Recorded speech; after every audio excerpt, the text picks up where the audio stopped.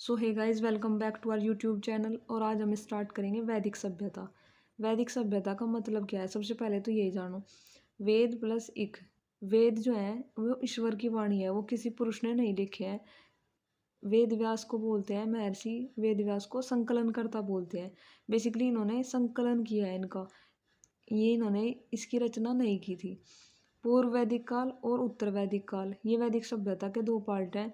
1500 से 1000 ईसा पूर्व पूर्व वैदिक काल का टाइम पीरियड है, और 1000 से 600 ईसा पूर्व उत्तर वैदिक काल का टाइम पीरियड है।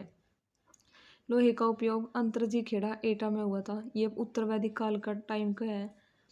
आर्यों का आगमन स्थल, आर्यों ने इस व्यवस्था को जन्म दिया। आर्यो शब्द का सबसे पहला प्रयोग 1853 में मैक्स मूलर ने किया था। आर्यों का अर्थ है श्रेष्ठ। मान्यता कहाँ से मिली है? मैक्स मूलर के मध्य एशिया का जो मैक्स मूलर है, भोगोज को अभिलेख से ये मान्यता मिली 1400 BC।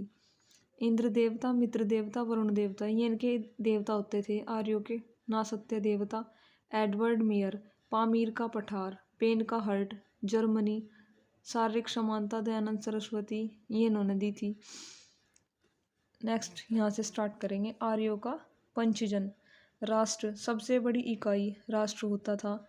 आर्यों के जो पंचजन थे वे ये थे: राष्ट्र, जन, विस, ग्राम, कुल। कुल सबसे छोटी इकाई होती थी, उससे बड़ी फिर ग्राम, ग्राम कई सारे ग्राम मिलके विस, विस मिलके जन, और जन मिलके राष्ट्र। सबसे बड़ी इकाई राष्ट्र होता था। जन को जनपति, जन के जो अध्यक्ष होते थे उनको बोलते थे जनपति। विश्व के जो अध्यक्ष होते हैं उनको बोलते हैं विस्पति। ग्राम के अध्यक्ष प्रधान, ग्रामीणी। कुल के सबसे छोटी इकाई कुलपति बोलते हैं जिसको। पूर्व वैदिक काल की विशेषताएं। ये जो पूर्व वैदिक काल के हैं ये मांसाहारी और शाकाहारी होते थे। बेसिकली किसको बोल रहे हैं? आर्य। जो जितने भी आर्य थे इनकी बात चल रही है। ये मांसाहारी भी होते थे और शाकाहारी भी। इनको सर्वाहारी कहा गया। खाद्य पदार्थ को करब कहा गया। ये इनकी शब्दावली है जो ये प्रयोग करते थे। करब को ये जो खाद्य पदार्थ होता है उसको ये करब बोलते थे। जौ के दलिये को ये यवांगु बोलते थे, और मरुस्थल को धन्व। यव को जो कहा गया है अधन्य। अधन्य मतलब गाय, न मारे जाने योग्य। अब सवाल आएगा कि और पशु पक्षी क्या मारे जाने योग्य हैं? नहीं, पर इसमें गाय का ही जिक्र किया गया है। भाषा संस्कृत, लिपि ब्राह्मी थी इनकी। पारावत समुद्र को बोलते हैं। वेकनाट ये सूदखोर को बोलते हैं। उर्वरा कृषि भूमि, जो कृषि योग्य भूमि थी उसको उर्वरा कहा गया। आर्तना बंजर भूमि को कहा गया। और खिल्य कृषि भूमि के बीच की भूमि, जो कृषि की भूमि के बीच की भूमि होती थी उसको खिल्य कहा गया। लागल मतलब हल। कीनास किसान को कहते थे। कुल्पा नहर को। सूरा पवित्र पेय को। और वक्ता नाई को। वस्त्र सूत प्लस ऊन। ये जितने भी शब्दावली हैं ये पेपर में कभी कभार पूछी जाते हैं, इतनी ज़्यादा जरूरी तो है नहीं पर ज़्यादा पूछ लेते हैं इसको। जौ को, अधन्या को, यवांगु, धन्य, ये इस टाइप के थोड़े ज़्यादा इम्पोर्टेंट हैं। मैंने बता दिए सारे, एक बार देखने में कुछ नहीं जाता। वैदिक काल। वैदिक कालीन समाज की विशेषताएं क्या थी? ग्रामीण समाज था, पितृसत्तात्मक था, भाषा संस्कृत थी, प्रमुख देवता इंद्र, और उत्तर वैदिक काल प्रजापति। साक्ष्य कहाँ से मिले इसके? भोगोज को ही अभिलेख से मिले। अभिलेख क्या होता है? जैसे अभिलेख जो पुराने लिखे लेख हैं, जो साक्ष्य हैं, उनको बोलते हैं अभिलेख। तुर्की देश से मिले हैं। भोगोज कोई जो अभिलेख है ये तुर्की देश से है। कस्सी अभिलेख ये ईरान का है। भक्षी इनको बोलते हैं, आर्य को भक्षी बोलते हैं। शाकाहारी प्लस मांसाहारी ये दोनों होते थे। बाल विवाह, पर्दा प्रथा, विधवा विवाह, सती प्रथा, जाति प्रथा प्रचलित नहीं थी उस टाइम पे। अंतरजातीय विवाह और नियोग प्रथा प्रचलित थी। इंटरकास्ट मैरिज जो बोलते हैं ये उस टाइम पे थी। इंटरकास्ट मैरिज मतलब ऊंच नीच का कोई भेदभाव नहीं था। निम्न कास्ट के जो थे वो उच्च कास्ट में भी शादी कर लेते थे। अविवाहित रह सकती थी जो ऐसी महिलाओं को बोलते थे अमाजू। ऋग्वेद में किस मंत्र का कितनी बार वो हुआ है, किस शब्द का कितनी बार वर्णन किया गया है इसके बारे में जानते हैं। आर्य शब्द 33 बार। प्रमुख देवता इंद्र 250 बार मंत्रों का प्रयोग किया गया है। अग्नि का 200 बार जिक्र है। विष्णु का 100 बार, शिव जी का 3 बार, इंद्र को कहा गया पुरंदर। अब ये पेपर में पूछ लेता है कि आर्यों के जो देवता थे इंद्र, इनका वर्णन कितनी बार हुआ है? 250 बार हुआ है।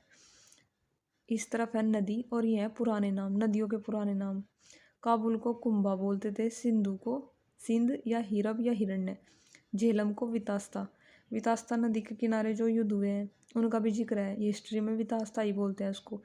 झेलम को वितास्ता, स्वात को सुवस्तु, चिनाब को आकाशमिनी अश्किनी, गंडक संदा, चिनाब को आशकिनी, अंडक गंडक को सदानीर, घग्गर को दुस्तुति, नदी तमा को देवी तमा या माते तमा।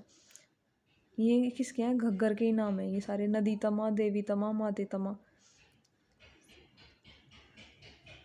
नेक्स्ट, रावी परशुनी, गोमती गोमल, व्यास को विपासा, सतलुज को सतुद्री, कुर्रम को कुरुम। सिंधु नदी का जो जिक्र है वो 55 बार किया गया है, यमुना नदी का जिक्र 3 बार, गंगा का 1 बार, सरस्वती का 50 बार। सबसे पवित्र है सरस्वती। ऋग्वेद अपौरुषीय हैं, ये किसी पुरुष ने नहीं लिखे हैं। संकलनकर्ता कृष्ण द्वापायन वेद व्यास हैं।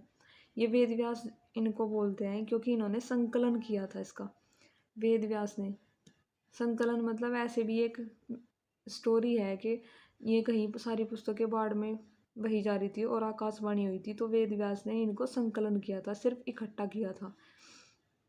शाखा 5 में इस बार जिक्र है। मंडल 10 है, इसमें अष्टक 8 होते हैं, शारदा 5 है, ऋचाएँ 10,532 हैं, सूक्त 1017 और 11। 1017 को बोलते हैं शाकल और 11 को बाल खिल्य। वेदों की कुल संख्या 4 होती है, ऋग्वेद, यजुर्वेद, सामवेद, अथर्ववेद। सबसे पुराना वेद ऋग्वेद होता है, सबसे नया वेद जो है अथर्ववेद है। शब्द है इसमें 1.5 लाख के करीब, पढ़ने वाले को होत्री कहते हैं या होता कहते हैं। समाज पितृसत्तात्मक है, आपने पढ़ा है। बोगोज कोई तुर्की, यह अभिलेख है इसका तुर्की का, जिससे हमें इसके बारे में जानकारी मिलती है। प्रमुख देवता इंद्र हैं इनके। तीसरा मंडल, ये पेपर में बार बार पूछे जाते हैं। ऋग्वेद के जो इम्पोर्टेंट मंडल हैं इनके बारे में देखो। तीसरा मंडल में गायत्री मंत्र का उल्लेख है, सूर्य के लिए समर्पित, ऋषि विश्वामित्र द्वारा लिखा गया है गायत्री मंत्र। पहले आप ऐसे पढ़ लो एक बार, फिर मैं ट्रिक के माध्यम से याद करवाती हूँ। चौथा मंडल कृषि से रिलेटेड है, एग्रीकल्चर है, जिसमें प्रदुवन्य पुरुष के बारे में पता चला। भारत का पहला कृषि इंजीनियर है ये प्रदुवन्य। 7वें मंडल दशराग युद्ध का वर्णन है, इसमें राजा सुदास जीता था, जिसमें राजा सुदास का वर्णन है। 8वें मंडल में हस्तलिखित ऋचाओं को खिल कहा जाता है। 9वें मंडल में सोम देवता के बारे में है। प्रत्येक मंडल का मंत्र अग्नि देवता के नाम से शुरू होता है। 10वें मंडल जाति व्यवस्था, चातुष्वर्ण्य व्यवस्था, पुरुष सूक्त जिसको बोलते हैं। जाति व्यवस्था का मतलब है ब्राह्मण, अक्षत्रिय, शूद्र, वैश्य। ये जो भी होते थे इनके कैटेगरी वाइज बटे होते थे। जैसे ब्राह्मण जो है उनका काम शिक्षा का है, शिक्षा ग्रहण करेंगे, करवाएंगे। क्षत्रिय का रक्षा करेंगे, वैश्य का व्यापार करेंगे, और शूद्र कारीगर जो काम करेंगे। ये इनके कर्तव्य बटे होते थे और इनको इन्हीं के अकॉर्डिंग काम करना होता था। अब करेंगे थोड़ा, देखो ट्रिक की वजह से। तीसरा मंडल अब समझेंगे ट्रिक के माध्यम से। 3, 3, 4, 7, 8, 9, 10 ऐसे याद करेंगे। तीसरा, चौथा, 7वां, 8वां, 9वां और 10वां। गायक S4, GAYK गायक S4। ये जो नंबर है ये तो याद कर ही लेंगे ऐसे, तीसरा, चौथा, 7वां, 8वां, 9वां, 10वां। 7वां, 8वां, 9वां, 10वां ये तो सीरीज में ही है। तीसरा, चौथा ये यहाँ से है। और गायक S4, गायक S4। गायक क्या है? तीसरे में क्या है? गायत्री मंत्र है। चौथे में क्या है? एग्रीकल्चर है। 7वें में यज्ञ। 8वें में हस्तलिखित ऋचाओं को खिल कहा जाता है, बस खिल पकड़ लो, पूरा बोलने की अभी आवश्यकता नहीं है। 9वें में सोम देवता सोम का उल्लेख है। 10वें में 4 वर्ण। 4 वर्ण कौन से? ब्राह्मण, अक्षत्रिय, वैश्य और शूद्र। ये कर सकते हो। प्रथम बार वर्ण का उल्लेख पुरुष सूक्त में मिलता है। पुरखा उर्वशी संवाद का वर्णन मिलता है। ऋग्वेद का उपवेद आयुर्वेद होता है। सुश्रुत के अनुसार आयुर्वेद अथर्ववेद उपवेद है। ऋग्वेद की रचना पूर्व वैदिक काल में हुई है। खोज। लोहा तंबाकू का ज्ञान नहीं था।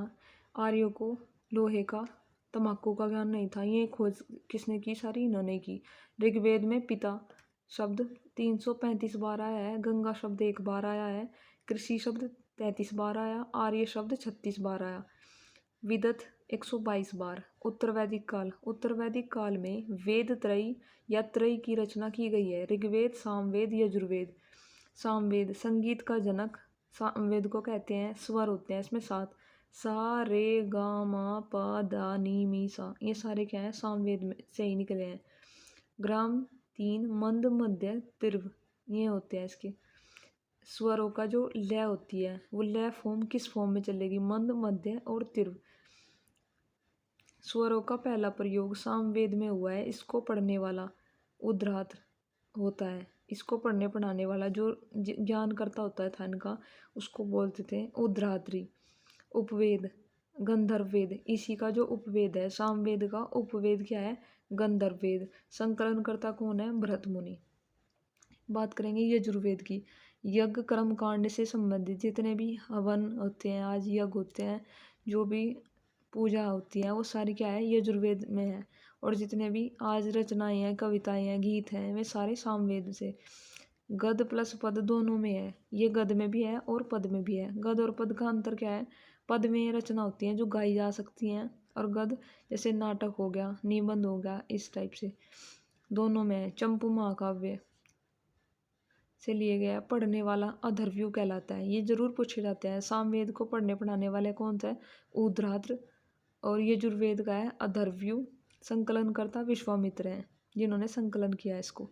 अथर्ववेद संकलन करने वाला और पढ़ने पढ़ाने वाला, ये अलग अलग हैं। संकलन वो करेगा जिसने इकट्ठे किए हैं, और पढ़ने पढ़ाने वाला कौन है? जिसको इसकी नॉलेज है, अधर्व्यू। अथर्ववेद सबसे लोकप्रिय वेद है। ब्रह्मवेद सबसे नया वेद है। जादू टोना वशीकरण, कृषि को प्रभावित करने वाले कीट, औषधि के बारे में, कन्या जन्म पर निंदा करने वाला, सबसे बेकार भी इसी को ही कहते हैं। ब्रह्मा उपवेद शिल्पवेद, संकलनकर्ता विश्वामित्र है इसके भी।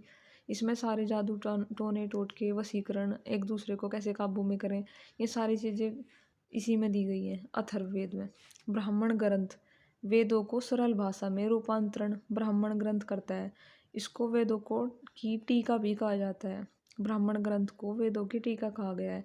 ऋग्वेद को ब्राह्मण ग्रंथ, ऐतरेय, सांख्यायन, कौसतकी, ये इसकी है ब्राह्मण ग्रंथ। सामवेद पंचविश प्रौढ़, पड़विश, जैमिनीय, आर्षेय। यजुर्वेद कृष्ण शाखा तैतरीय, शुक्ल शाखा शतपथ, ये इनके हैं उपवेद। अथर्ववेद गोपद ब्राह्मण ग्रंथ, पिप्लाद शाखा। शिक्षा उच्चारण बताता है। कल्प